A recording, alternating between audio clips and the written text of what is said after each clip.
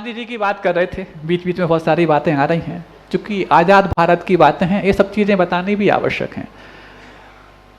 कोई ये ना समझ ले कि प्रवचनों में आज कौन सी बातें होने लग गई हैं। शास्त्र तो आगे रखा है, शास्त्र की बातें क्यों नहीं हो रही हैं? शास्त्र की बातें ही हो रही हैं, क्योंकि शास्त्र में ही बताया गया है स्वस्थ तन में ही स्वस्थ मन निवास करता है।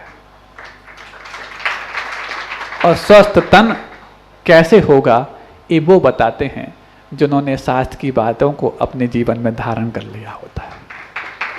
तो ये शास्त्र स्वाध्याय हो रहा है, आपकी भाषा का हो रहा है, क्योंकि आप अपनी भाषाएं अब बदल चुके हैं, तो आपकी भाषा में आपको वापस लाने का प्रयास किया जा रहा है।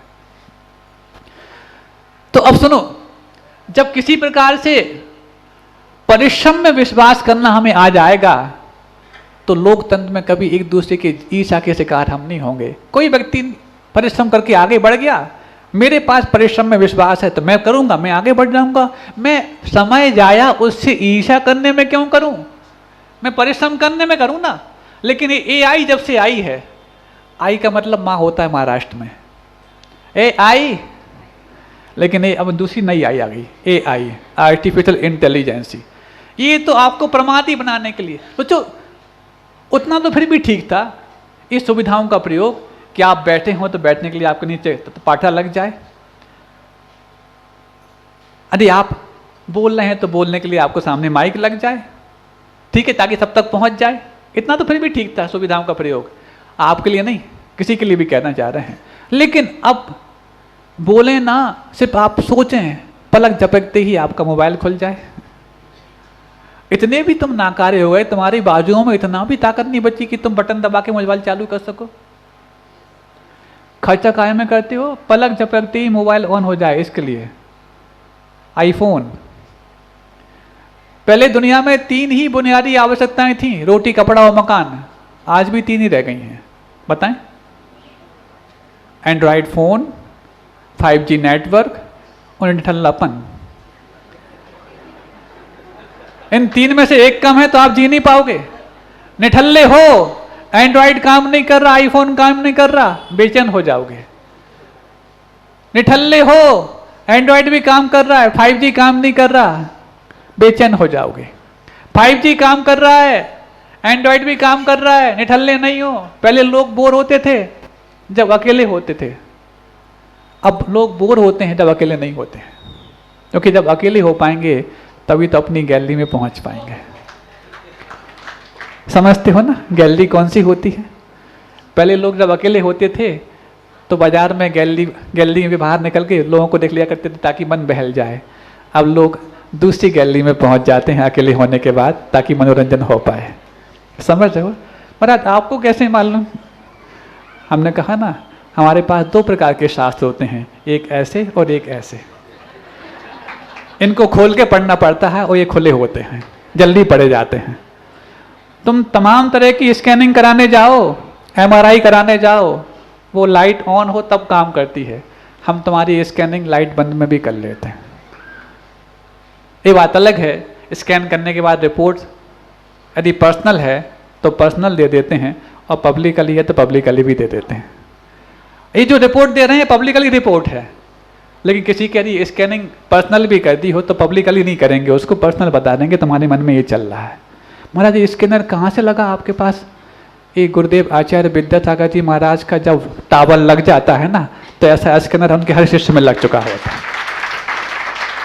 अच्छा ये बता दो, जितने लोगों ने संकल्प पत्र भरे हैं वो शुरुआत में तो भाव क्या लेकर के आए थे, लेकिन स्कैन करने के बाद भाव जो दिमाग के गए हैं, तब जाकर के उनके माथे पर आज पकड़ियां लहरा रही हैं कि नहीं ठीक स्कैन किया महाराज आपने। कुछ लोग तो ये कहने लग गए, महाराज स्कैन तो आपने ठीक किया था, अब हम थोड़े से और ठीक हो रहे हैं, बस इस चातुर्मास में वो पूरे भार से मुक्त हो जाएं और आपके जाने के बाद एक बार संकल्प पत्र और भरेंगे हम।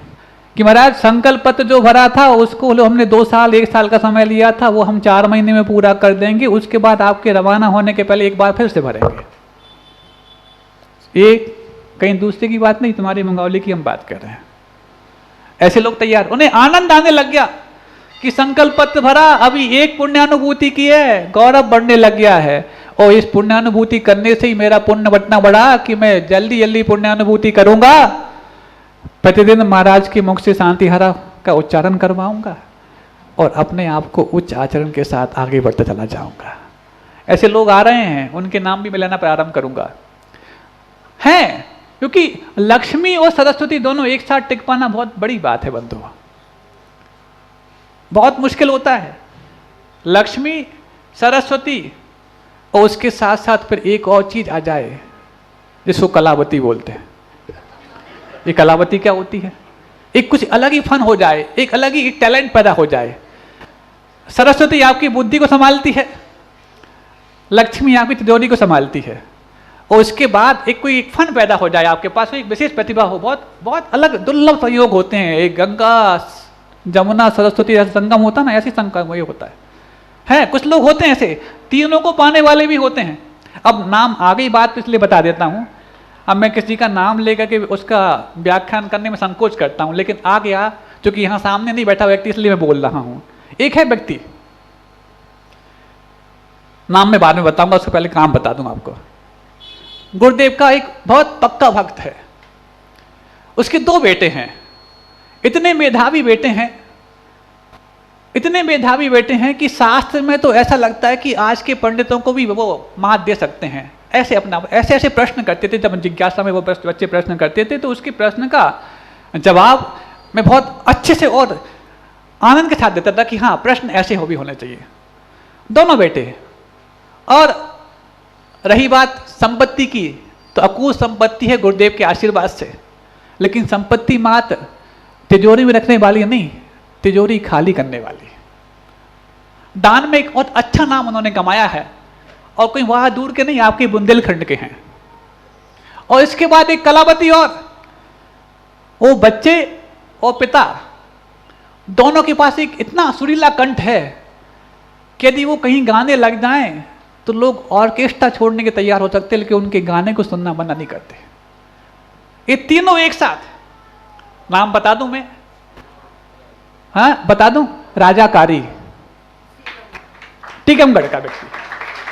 बहुत सारे और भी हैं, बहुत सारे और भी नाम बताऊंगा। अभी तो मेरे दिमाग में जो आ गया बताऊंगा, क्योंकि मैं कभी भी कोई उदाहरण एक नहीं बताता, इसके बाद चलते जाएंगे, और भी हैं। अपना एक दान के क्षेत्र में बहुत बड़ा नाम स्थापित किया,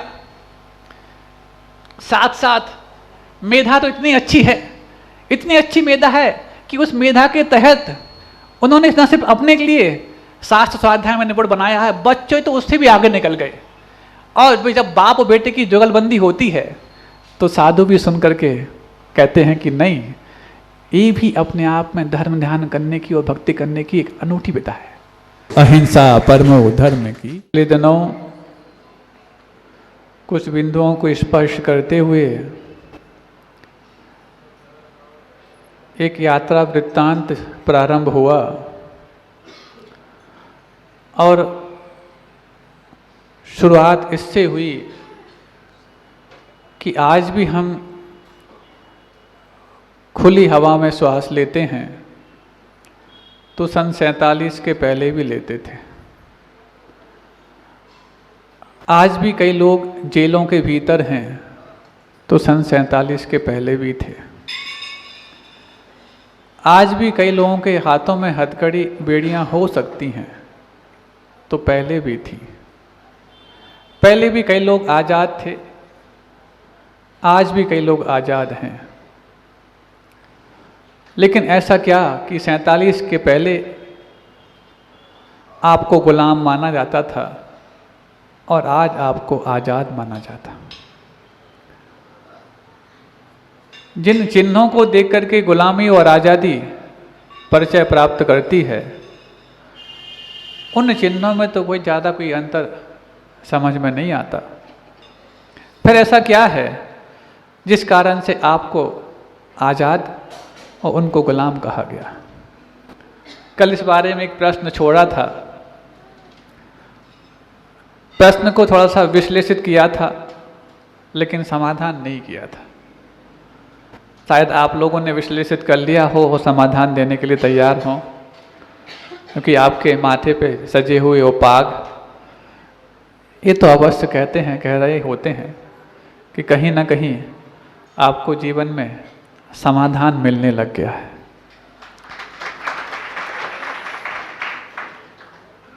समाधान ना मिला हो तो माथे का बोझ ही इतना होता है कि दूसरे बोझ को उठाना संभव नहीं।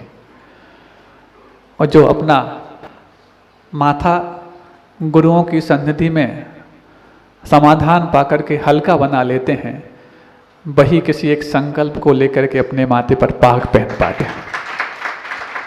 नहीं तो इतनी तो सामर्थ्य आज इस इंसान में है ही नहीं कि माथे का बोझ भी उठा सके और पगड़ी का बोझ भी उठा सके। लेकिन तो इस प्रश्न का जब हम जवाब ढूंढ रहे हैं, ढूंढते ढूंढते इतने तक तो पहुंच गए कि बाहरी परिस्थितियों में बहुत ज़्यादा अंतर नहीं आते हुए भी शायद कुछ भीतरी परिस्थितियों का अंतर होगा, तब तो जाकर के 47 के पहले ये भारत गुलाम माना जाता था और आज जाके आज़ाद माने जाने लगे। तो किस चीज़ को लेकर के? क्या पहले यहाँ पर उत्पादन नहीं होता था? क्या पहले यहाँ पर तकनीकी या टेक्नोलॉजी का विकास नहीं था? क्या विज्ञान उस समय अपने आप को अज्ञान के काले बादलों से घिरा पाता था? ऐसी कौन सी चीज़ थी? तो जहाँ तक तकनीकी, विज्ञान और उत्पादन की बात है, आप शायद जान करके ये अभी तक मानते रहे होंगे कि आज़ाद भारत तकनीकी के क्षेत्र में बहुत विकसित हुआ, विज्ञान के क्षेत्र में बहुत आगे निकल गया, उत्पादन बढ़ चढ़ कर के होने लग गया, और शायद इसको बढ़ाने में अंग्रेज़ों का जो सुशासन था उसमें कारण बन गया। ऐसे कई लोगों के माथे पे ये बात चढ़ कर के बोलती है। और बच्चों को भी शायद आधुनिक शिक्षा ने बहुत कुछ इसी रूप में भ्रम पैदा किया है। लेकिन आप जानकर के हैरान होंगे कि आज से 150-200 वर्ष पूर्व भारत की जो माली हालत थी, वो मात्र सोने की चिड़िया सिर्फ इसीलिए नहीं मानी जाती थी कि यहाँ पर चिड़ियों के सुनहरे पंख हुआ करते थे। जैसे एक देश है न्यूजीलैंड, उसको आप अपनी भाषा में कीवी भी बोलते हैं। क्यों? वहाँ पर कीवी पाए जाते हैं। ऑस्ट्रेलियन खिलाड़ियों को आप कंगारू बोलते हैं क्योंकि वहाँ पर कंगारू पाए जाते हैं। ऐसी कोई हमारे यहाँ सोनपरी नाम की कोई सोने की चिड़िया होती होगी, इस कारण से भारत को सोने की चिड़िया कह दिया गया? नहीं, किसी बाशिंदे के कारण यहाँ पर या किसी परिंदे के कारण सोने की चिड़िया नहीं कहा गया, लेकिन कि भावनाओं में भी, विविधताओं में भी और संपन्नताओं में भी सोना बरसता था। फावड़े के माध्यम से जैसे तुम गिट्टी और मसाला एक तरफ समेटते हो, ऐसे गोदामों में सोने को फावड़े के माध्यम से घसीटा जाता था, क्योंकि इतने बड़े बड़े लॉकर थे ही नहीं कि तुम्हारे सोने की वो तादाद को और जागीर को लॉकर में बंद करने लायक समझे। फावड़े के माध्यम से जैसे अनाज के ढेर लगे रहते हैं, उस समय आपके यहाँ सोने के और मोहरों के ढेर लगा रखते हैं। और जहाँ तक उत्पादन की बात है, जिस कपड़े को तुम आज ये मान के चलते हो कि यदि पावर मिलें नहीं आई होती तो शायद भारत में इतना जो जनसंख्या वाला देश है, इसको कपड़े की आपूर्ति करना संभव नहीं था। लेकिन आप जान के हैरान होंगे, प्रति वर्ष 1,30,000 मीटर कपड़े का निर्यात भारत से विदेश में किया जाता था। 1,30,000 मीटर कपड़ा निर्यात होता था भारत से विदेश की ओर। आप समझते हैं कि वहाँ से कपड़ा आया और फिर कुछ स्वदेशी आंदोलन चलाने वालों ने विदेशी कपड़े का बहिष्कार किया और आगजनी कराई। ये तो बहुत बात की घटना है। इसके पहले तो फिर रही बात और अन्य चीज़ों के उत्पादन की, इस स्टेनलेस स्टील को आज आप अपने घर में सबसे अच्छे बर्तन के रूप में जानते हो। ये स्टेनलेस स्टील बनाने की कला शायद अंग्रेजों के आने के बाद आ गई, ऐसा मानते हो। आपको तो इस चीज़ का प्रमाण स्वयं मिल जाएगा जब दिल्ली में मेहरौली का स्तंभ जो है, जो 1000 वर्ष पूर्व बना हुआ है, वो स्टेनलेस स्टील से ही बना हुआ है। इसका मतलब जंग रहित लोहा बनाने की विधा भारत में पहले से थी, अन्य देशों ने भारत से सीख ली हो तो उनकी अपने आप में भल मनसाहत है, बाकी भारत किसी भी चीज़ में कंगाल नहीं था। अब कोई ये सोच सकता है कि भारत में जो चिकित्सा पद्धति है वो शायद अविकसित रही होगी, और ये तो पक्की बात है कि आधुनिक चिकित्सा पद्धति के माध्यम से आज बड़े बड़े रोगों के निदान भी होते हैं, तो उनके इलाज भी होते हैं, ऐसा मानते हैं ना। और जहाँ तक शल्य चिकित्सा की बात है, जिसको आप सर्जरी बोलते हैं, ऑपरेशन बोलते हैं, वो तो शायद विदेश से ही भारत में आया, जो कि पहले तो यहाँ के लोग सिर्फ आयुर्वेद के माध्यम से दवा दारू करा करके और लेप इत्यादि लगा करके मात्र चिकित्सा कराते होंगे। ये भी आप बहुत बड़ी भूल में हैं। भारत में ही शल्य चिकित्सा का आविष्कार सबसे पहले हुआ था, और शल्य चिकित्सा के जो आविष्कारक माने जाते हैं, जिनको फादर ऑफ सर्जरी कहा जाता है, वो सुश्रुत कहीं और के नहीं, भारत के ही एक ऋषि थे। और शल्य चिकित्सा की जहाँ तक बात है, शल्य चिकित्सा के जितने भी औजार हैं, वो औजार सबसे पहले भारत में निर्मित हुए। किस प्रकार की डिजाइन उनको करना है, किस प्रकार के उनके सामग्री के माध्यम से उनका निर्माण करना है, ये सब भारत में ही विकसित हुआ। और जब भारत से विकसित होकर के यहाँ की चीज से कुछ अन्य देश के लोग प्रभावित हुए, तो वहाँ जाकर के उसको और विकसित कराए। और इस चीज का प्रमाण यदि आपको चाहिए हो, तो इस चीज का प्रमाण कहीं और ढूंढने के जाने की आवश्यकता नहीं। जब ब्रिटेन के हाउस ऑफ कॉमन्स, जिसको ब्रिटिश संसद बोला जाता है, ऐसे हाउस ऑफ कॉमन्स में जब ये चर्चा चली कि आज भारत जितना संपन्न हुआ है, ये बात आज़ादी के पहले की है, कि आज जब भारत इतना संपन्न हुआ है, इस संपन्नता में और शिक्षित होने में ब्रिटिशर्स का हाथ है, ब्रिटेन के लोगों का हाथ है। तो इस बात को कुछ लोग नागवारा महसूस किए। और जब ये वाली बात भारत में जब एक राउंड टेबल समिट हुआ, यानी कि गोल मेज सम्मेलन, गोल मेज सम्मेलन समझते हैं आप? एक मेज होती है गोल, उसके चारों तरफ लोग बैठ जाते हैं, जिसको शिखर वार्ता भी बोलते हैं, राउंड टेबल समिट भी बोलते हैं, गोल मेज सम्मेलन भी बोलते हैं। उस वक्त एक बात किसी अंग्रेज ने कही कि भारत में आज जिसकी शिक्षा व्यवस्था विकसित हुई है, वो सारी हम लोगों की देन है। तो उस समय उस सम्मेलन में गांधी जी भी बैठे हुए थे। तो गांधी जी ने कहा कि ये आप जो कह रहे हैं बिल्कुल बेबुनियाद है। हमारा भारत शिक्षित भी था, संपन्न भी था और संस्कारित भी था।